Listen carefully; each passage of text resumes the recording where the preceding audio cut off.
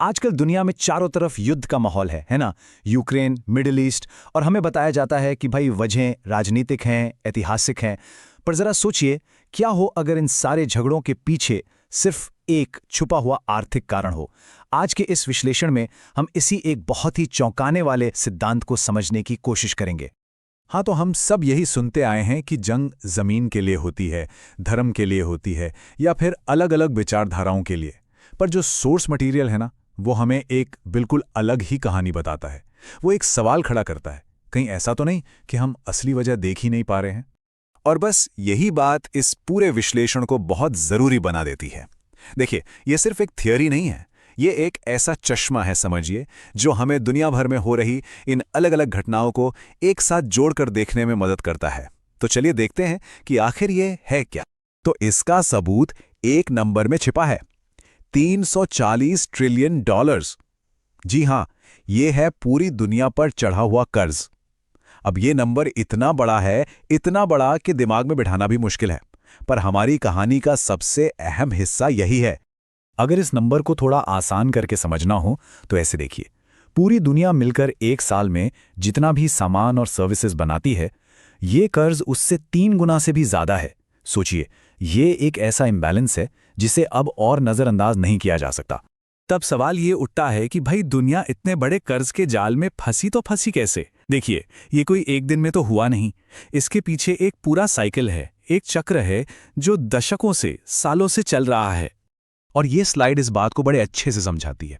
देखिए, होता क्या है, सरकारें डेवलपमेंट के लिए बैंकों से पैसा उधार लेती हैं, फिर सरकार इस पैसे को खर्च करती है, जो घूम फिर कर आम लोगों के हाथों में आता है। लोग अपनी बची हुई कमाई को बैंकों में जमा करते हैं, और मजे की बात यह है कि बैंक उसी पैसे को दोबारा सरकार को कर्ज के तौर पर दे देते हैं। यह साइकिल सालों साल बार बार चलता रहता है, और कंपाउंड इंटरेस्ट की वजह से कर्ज का पहाड़ हर बार और ऊंचा होता जाता है। लेकिन इस पूरे साइकिल में जो असली तूफान आया वो था 1970s में, जब अमेरिका ने डॉलर को गोल्ड स्टैंडर्ड से हटा दिया। अब इसका सीधा मतलब ये था कि अब आप जितना चाहें उतना पैसा छाप सकते हैं, कोई रोक टोक नहीं। और बस सरकारों के लिए बेहिसाब कर्ज लेने का दरवाजा खुल गया। इस एक फैसले ने, समझिए, कर्ज बनाने वाली मशीन को फुल स्पीड पर दौड़ा दिया। पर रुकिए, ये कहानी सिर्फ पैसों की नहीं है।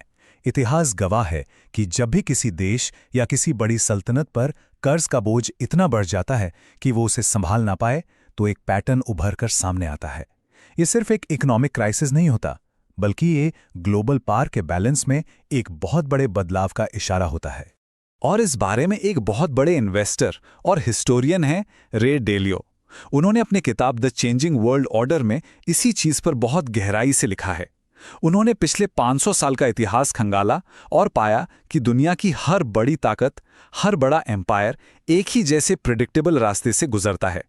पहले वो उठता है, फिर अपने पीक पर पहुंचता है, और फिर। तो ये साइकिल दिखता कैसा है? देखिए, सबसे पहले होता है उदय, मतलब एक नई पावर का उभरना। फिर आता है शिखर, जब वो पावर दुनिया में सबसे ताकतवर होती है। पर इसके बाद जो तीसरा फेज आता है ना, वो सबसे ज्यादा जरूरी है। इसमें कर्ज बढ़ता है, अमीर गरीब का फासला बहुत ज्यादा हो जाता है, और देश के अंदर ही झगड़े शुरू हो जाते हैं। और यही तीसरा फेज चौथे फेज को जन्म देता है, जो है बाहरी युद्ध और क्रांति, जिसके बाद ही एक नया वर्ल्ड ऑर्डर बनता है। तो सवाल ये है कि इस थ्योरी के हिसाब से हम आज कहाँ खड़े हैं? सारे सबूत इसी तरफ इशारा कर रहे हैं कि हम चौथे फेज में हैं, युद्ध और क्रांति के दौर में। मतलब आज जो दुनिया भर में हमें लड़ाइयां दिख रही हैं, हो सकता है कि वो सब अलग अलग घटनाएं ना होकर एक ही बड़े हिस्टोरिकल पैटर्न का हिस्सा हों। और सरकारें एक बहुत बुरी तरह से फंस चुकी हैं। आप सोचिए, अगर वो और पैसा छापें तो महंगाई आसमान छूने लगती है। अगर वो टैक्स बढ़ाएं तो जनता सड़कों पर उतर आती है। और अगर वो और उधार लें तो कर्ज का पहाड़ और भी बड़ा हो जाता है। मतलब कोई भी रास्ता आसान नहीं है। और अगर इसके बाद भी कोई शक है, तो जरा ये देखिए कि दुनिया के सेंट्रल बैंक क्या कर रहे हैं। वो रिकॉर्ड तोड़ सोना खरीदकर जमा कर रहे हैं। और इतिहास में जब भी ऐसा हुआ है, ये इस बात का साफ संकेत रहा है कि फाइनेंशियल सिस्टम पर से भरोसा उठ रहा है, और बड़े बड़े देश किसी बहुत बड़े बदलाव की तैयारी कर रहे हैं। तो ये सारी बातें हमें एक मेन आइडिया पर लेकर आती हैं, वर्ल्ड ऑर्डर रीसेट। थ्योरी ये कहती है कि आज का जो इकोनॉमिक सिस्टम है, वो कर्ज में इतना डूब चुका है कि उसे ठीक करना मुमकिन नहीं है, उसे बदलना ही पड़ेगा। और इतिहास हम दिखाता है कि लोग कोई नया सिस्टम तब तक नहीं अपनाते जब तक पुराने सिस्टम से उनका भरोसा पूरी तरह उठ ना जाए। और सच कहूं तो ये भरोसा तोड़ने का सबसे तेज तरीका अक्सर युद्ध ही होता है। तो ये थ्योरी दुनिया को देखने का एक बिल्कुल नया नजरिया देती है। ये कहती है कि आज की ये जंगें सिर्फ पॉलिटिकल लड़ाइयां नहीं हैं, बल्कि एक डूबते हुए इकोनॉमिक सिस्टम के लक्षण हैं। और ये सब हमें एक आखिरी और सबसे बड़े सवाल पर लाकर छोड़ देता है। आज हम चारों तरफ जो ये उथल-पुथल और केओस देख रहे हैं, क्या ये सिर्फ बर्बादी है, या फिर ये एक नए और शायद ज्यादा बेहतर वर्ल्ड ऑर्डर के जन्म से पहले का जरूरी दर्द है? इसका जवाब शायद हमें इतिहास में ही मिलेगा।